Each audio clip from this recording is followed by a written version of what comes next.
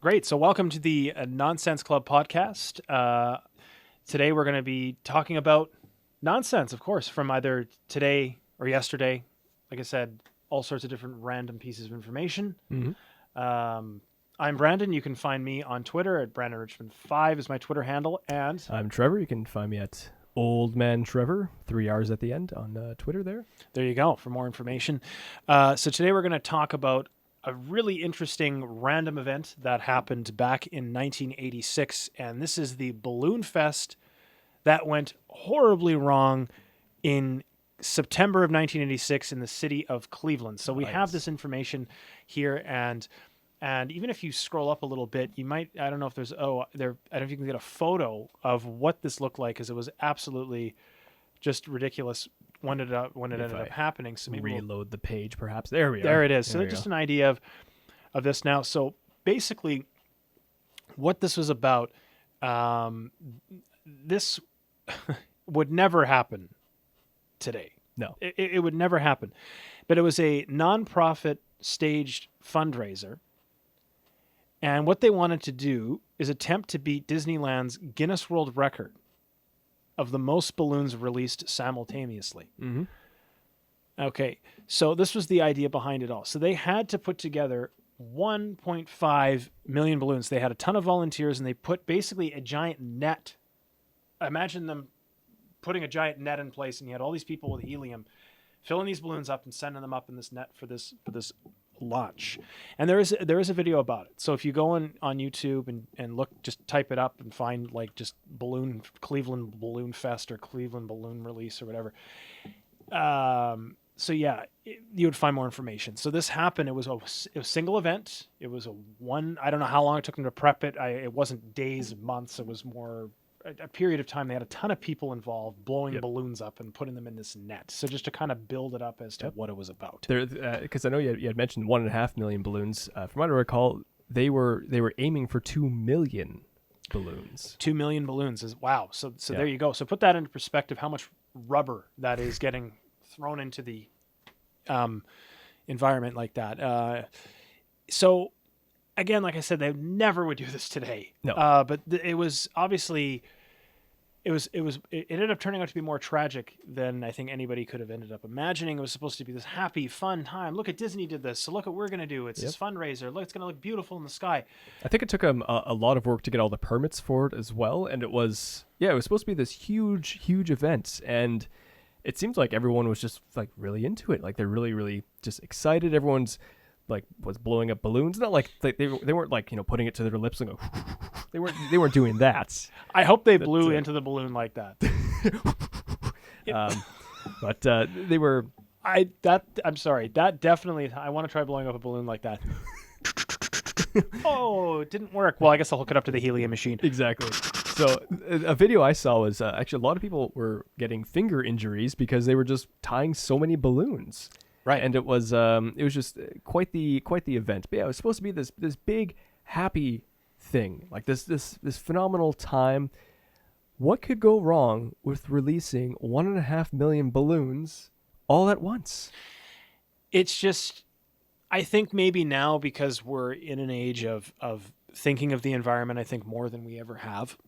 Yep. Not that environmental issues weren't a thing back in the 80s. They certainly were.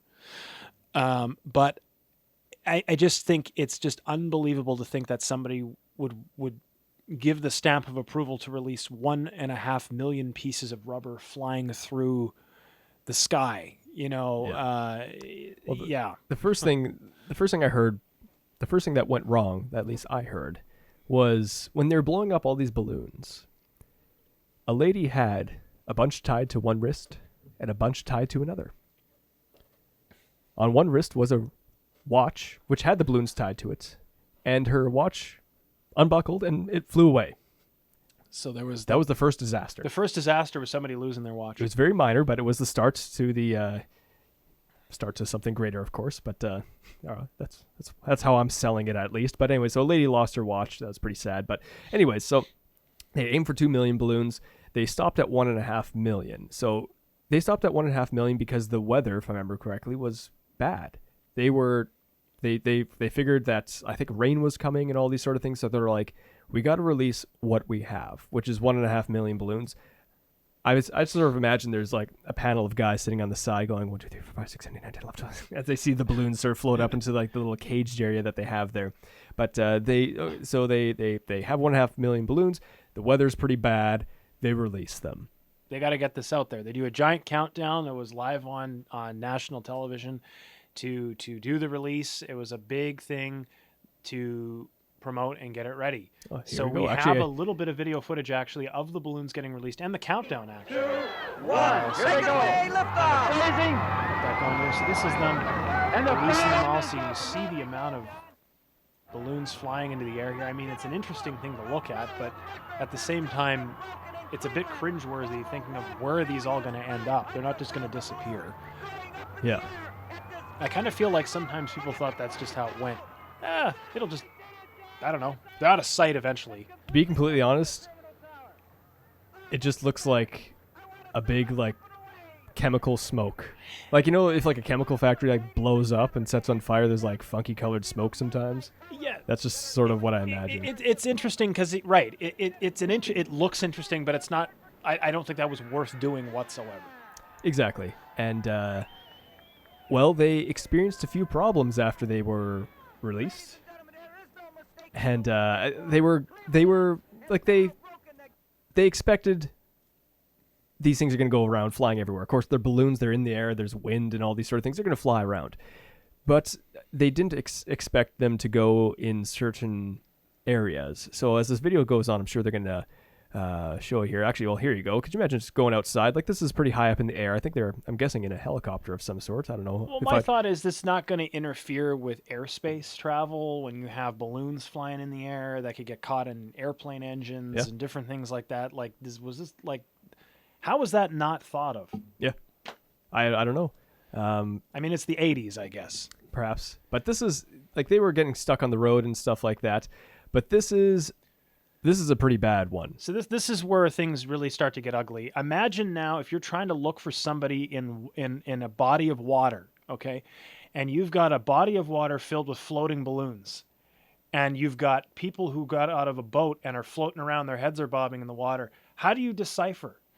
Look at this. Yeah, look at that. How to have a look, all those balloons are now all over the water, which Yep. is one thing, a disaster to begin with just all that rubber all into the ocean like that. Yep.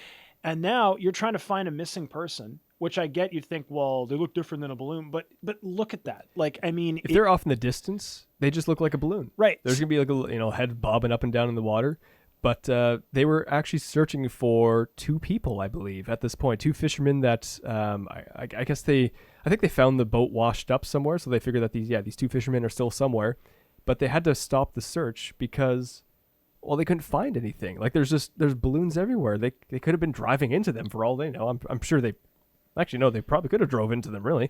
But they were saying that because all these balloons were released and ended up in the water, they had to put a hold on the search for a little while, and they eventually found the two people. They were dead, but who knows if these balloons prevented them from saving people. So that was just absolutely horrible to experience something like that. And they did expect, I remember hearing that they did expect a percentage of balloons to land in this body of water.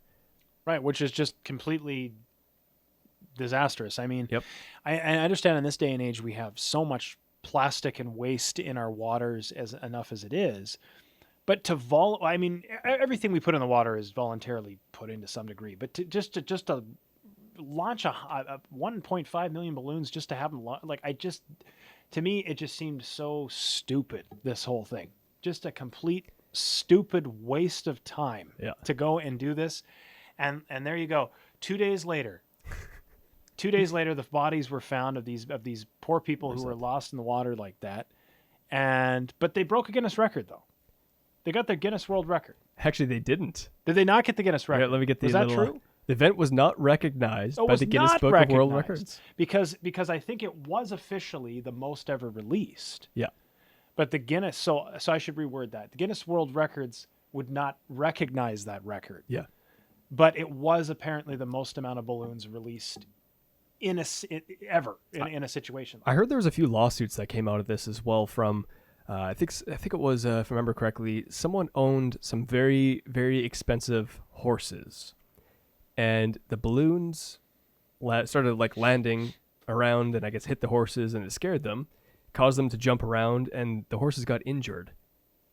So the guy was suing for, I guess, compensation for his injured horses. I don't know if he showed them, raced them. I don't really know, but either way, his horses were injured because all these balloons showed up and apparently scared them. So what was originally supposed to be a fun event, setting world records, was just a disaster. I believe it cost $500,000. This is 1986, $500,000 to put on this event. And I guess not only for setting the world record, but also for the part of the event was to raise money as well, right? I think it would have been a hell of a lot cheaper just to spend like 20 grand on a billboard and donate the rest. Well, you're right. And I think the idea is there's always so much fascination on trying to beat world records. Yeah, I think gotta be better than right. the record. It's always a thing, right? I'm going to get the Guinness World Record for this. I'm going to get the Guinness World Record for that.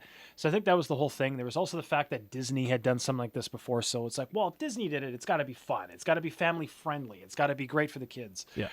So there was that factor thrown in there as well. So, but all in all, it just really turned into an absolute disaster. And I didn't even realize that Guinness didn't even recognize the record after all of that. You don't even end up in the book. Don't even get it. Didn't even end up in the book. And another interesting comment by one of our viewers here, SWK says, the family of one of the dead guys sued for millions and settled for an undisclosed amount also. So think about that. The lawsuits, the cleanup costs, all of that didn't even end up in the record book. Yep. And the amount of time that people spent dedicated to helping with this was all for nothing, all to contribute to what was a disaster. Yep, exactly. So that is the 1986 Balloon Fest disaster in Cleveland, Ohio, that I thought was really interesting. I had no idea this happened. It was just a really, really crazy thing. And to kind of further this, the film's mounting sense of dread prepares us for what happens next. The balloons are promptly brought down by an approaching storm. So one of our viewers, SWK, mentioned there was a cold front that caused a lot of the balloons to come down. They wreak havoc on the city, litter Lake Erie, and tragically impede a Coast Guard search and rescue mission for 2 missing fishermen like we'd mentioned. So that happened all for what was supposed to be this world record-setting event. Well, it made the news. Made the news, that's for sure. In all the wrong ways. Yep. The very last line of this article here was actually sort of interesting. Balloon Fest serves as a sobering reminder of the short-sightedness of humankind. That's a great... that sums this up beautifully, and how we get so close-minded and we're so just tunnel vision sometimes with certain things we think are a great idea that we forget about all the other obvious points that are sitting right there. I think it's pretty funny how, well, not really haha funny, but funny how, I'm sure maybe there's someone who said something, but it almost feels like there's no one who just said, like, I don't think it's a good idea. It's like, it sure seems like everyone's like, get those balloons up. Think of all the wonderful colors in the sky, and think of this. It's going to put Cleveland in the record books. Exactly. All it did was made a giant, weird, orange mushroom cloud and caused a whole lot of problems for everyone. Hey, I put Cleveland on the map, I guess, for a period of time. That is true. That is true. So maybe that was a mission complete. I don't know. Yeah, because I remember hearing as well that's like it littered the beaches as well, because of course they'd pop eventually. I think they said they would, like they were biodegradable, but it would take like 6 or 7 months or something like that for those balloons to, disintegrate, go away type of thing. So even though they sort of clean themselves up after a period of time, there's still months where you go to the beach and there's just balloon carcasses everywhere. To me, it's just a needless mess. Yeah, exactly. Just a needless mess. So there you have it, folks. That is that disaster that I found quite interesting, and a little flashback into the year 1986 and what nonsense was going on back then. The absolute madness. Pure madness. Well, another topic. I think we should sprinkle in a little bit of Uber facts. I definitely like the Uber facts. Ho ho. So, I've never taken an Uber. We recently got ride sharing stuff here in Winnipeg. I want to say about a yearish ago. There was some pretty big issues. And sorry, I'm just reading a couple of the messages in the Twitch chat here. So SWK, according to Wikipedia, they were selling the balloons, 2 for $1 to fundraiser. That was the motivation. Oh, okay, so they donate, they'd buy the balloons. Because it was partially a fundraiser as well as a record-setting event. Mono says, Rock and Roll Hall of Fame, what am I, mincemeat? Very good point, actually. Yeah, that got overshadowed that day. But yes, talking about Uber. Uber is the next topic. When I was in Minneapolis last year, and I did use Uber when I was in Minneapolis, and it's great. I absolutely love that service. It's really great, and I find a lot of drivers are quite competitive with trying to make your ride as comfortable as possible. Make sure you have water in the car. Some had snacks, some had stuff. Oh, snacks! It was great. Now we did have one driver who was an absolute idiot and should not have been driving at all. Please do tell us how you actually feel. Yeah, it was just unbelievable. Yep. How just. Did you give him a low rating? Oh, 100%. It like you give them the directions and then you tell them in the car, like there was no GPS. The guy didn't know where he was going. It was like, I don't know. I'm not from Minneapolis, so I don't know where to go because you're the one who's driving. Yep. You should have it. But anyways, that's besides the point. Overall, I do really like Uber because the people who were properly equipped the way you're supposed to be made it a good great experience. So I do like it quite a bit. Like I've taken taxis many times. Like I said, I've never taken an Uber or anything similar to that. Quick story. One time I took a taxi and it was to the airport. So the guy like took my luggage, threw it into the trunk of the vehicle, and I'm in the taxi with him. I was actually sitting in the front because the wasn't enough room in the back, and it took me like the ride was about 40 minutes to the airport, and including him putting the luggage in and the ride, about halfway through, I realized he only had one arm. I didn't realize up to like I was like, man, this guy like manhandled my luggage. Like it wasn't light. Like this guy just one-armed my luggage into the thing, and I didn't even notice. I was like, this guy's efficient with his single arm. Just a random story. But anyways, the thing that I found was about lost items in an Uber. Now, we all forget things. Exactly. Okay, yeah. so we have there's I have a list of 10 most commonly common things. So Yeah. so out of the 10 common things left in an Uber, you can even see a taxi, public transit, really anywhere else. I don't think any of these items seem to be too much of a surprise. Yeah. So we have like I have like a phone, the camera, wallet, keys, purse/backpack, clothing, glasses, headphones, vape /e-cig, ID, license. I expected those things. Those things fall out of your pocket, or you take your jacket off because you're getting a little toasty in there because maybe he has a little floor heater with some nachos that you could eat. Sounds like these things are, pardon me, sounds like these things are pretty well equipped at times. So I get it. You lose things every once in a while. But there's times you lose weird items. That's where I'm most interested. I want to hear about the weird stuff that people forget. This is the nonsense side of things. Oh, yes. So now I would like to kind of set this up a bit in saying that Sure. I think a lot of these items that have been left in an Uber based on people being absolutely hammered. Most likely, yeah. You'd have to be. So here we Yeah. go. So this is, I don't know if we have time to go through them all, but I think Yeah, we're probably I'll- going to pick out some. Exactly. I'll skim through these because there's 50 of them. Okay. Um, Unique lost items found in an Uber, by Yeah. the way. Someone forgot their 8-week-old coffee-colored chihuahua. Someone forgot. Why was this even reported? Someone forgot Someone forgot 6 chicken tenders from 7-Eleven. A black and white tuxedo for a small dog. Full That's set of 18-karat gold teeth. Now, are these like grills, like the ones that like slide over your teeth, or when we say 18-karat gold teeth, are we talking about some like really decked out dentures? Like Grandpa spent his Right. retirement See, I was on already- gold dentures. I was always under the impression that if you had gold teeth, they were staying in your mouth. Yeah. Maybe they were quite drunk and they're like, "Oh, look at my gold teeth, man." And then they dropped them and then they Yeah. walked away or something like Full that. set of 18. This one sort of blows me away. A professional grade hula hoop.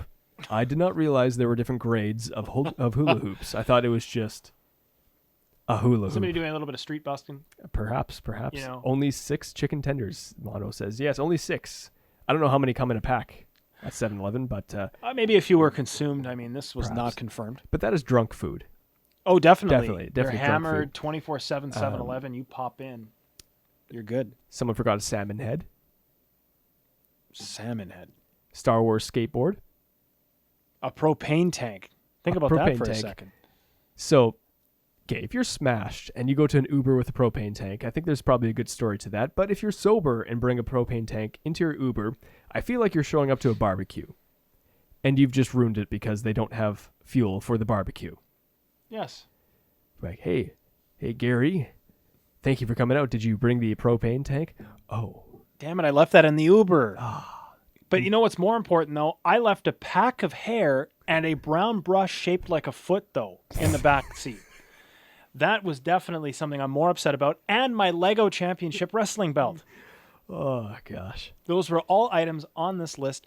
A breast pump with breast milk. And the Ed Sheeran concert tank top. Were those left in the same Uber? Wow. That's fantastic. And also, how did this fit in here?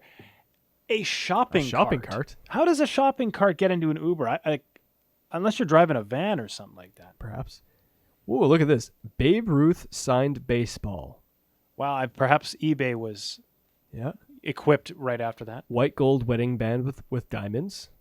Great way. Ooh. Great thing to lose. Harry Potter magic wand. Oh. I was trying to think of some magical words to say, but I don't know what. Espelus Estanianos. Oh, wow. Hey, I just made that up. I was going to say that. I see some stuff levitating. Ooh. I don't think that was the levitating magic words. Astonus Patronus. Patronus. No idea. Moving on. A special pizza costume. A bird. A bird. Yeezy Boost 350 Butters.